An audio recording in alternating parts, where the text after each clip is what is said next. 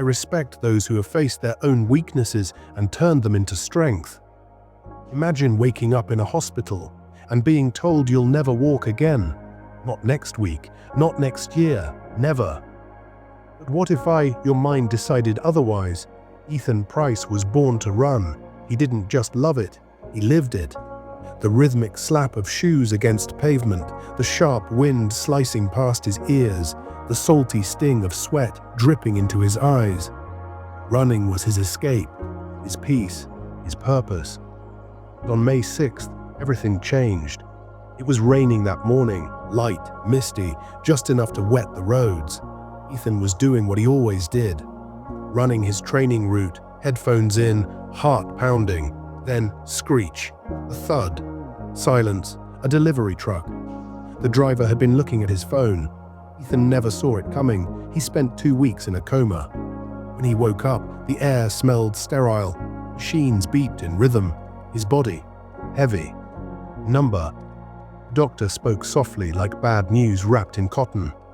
Ethan, your spinal cord severely damaged. You won't walk again. His mother cried. His girlfriend just stared. Ethan blinked up at the ceiling and croaked out, "Can I still use my arms?" "Yes," the doctor replied. "Good. Because I'm gonna punch you when I prove you wrong." It was a joke. Kind of, but also it was a spark. Recovery.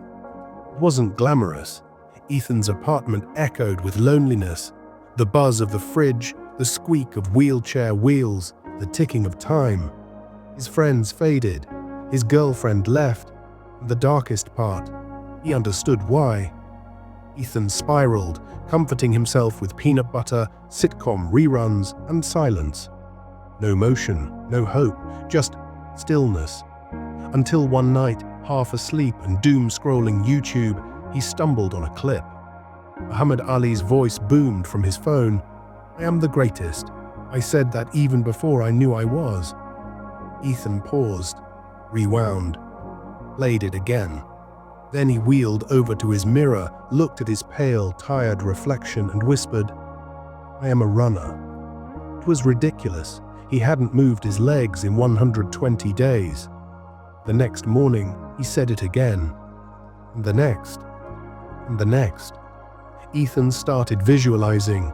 He imagined his feet slapping concrete, the smell of Gatorade and deep heat rub, the burn in his calves, even his nipples chafing from his marathon shirt. He laughed at that part. His physical therapist, Maya, rolled her eyes. "You know, affirmations don't magically fix spines, right?"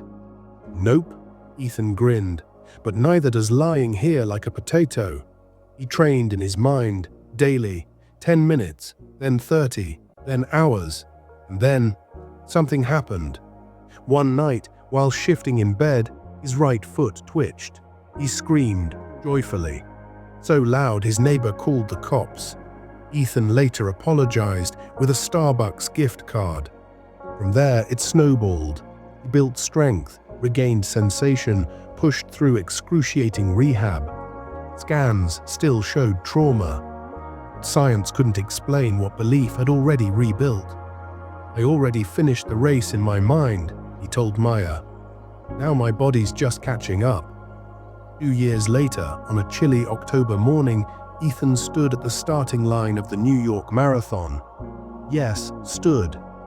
Crowds cheered, cameras clicked, reporters called it a miracle. Ethan just smiled. His mom sobbed through mile 1. Maya jogged beside him, panting by mile 12. Respectfully, "I'm never doing this again." Mile 20, Ethan hit the wall. His legs screamed. Pain surged. Fear crept in. But then, a voice from the sidelines. "You're the guy who walks again, right? Run, spine guy." He burst out laughing and kept running. He crossed the finish line at 6 hours, 12 minutes, and 37 seconds. Dead last. Still, first in every way that mattered, and right there, in front of thousands, he danced. A man who once couldn't wiggle his toes, now spinning like nobody was watching. Neurologists studied his case, no medical answer, no scientific logic. Some said it was a fluke, others a placebo. Maya, the therapist who saw it all, said it best. He believed in his legs before science did. Today, Ethan runs a non-profit teaching disabled veterans the power of visualization and affirmations. His slogan, "See it, say it, sprint it." So, what's your version of the marathon? What if the only thing standing between you and your comeback is what you say to yourself every morning? Drop a running man emoji in the comments if this story moved you, and tell me, what affirmation will you say today? Because the story of Ethan reminds us, sometimes the miracle isn't in your legs, it's in your mind. Keep in mind, nothing, be it a video, an app, or the latest news, is more valuable than your focus. I'll bring you stories that matter. Stay brave. We're on the path to victory.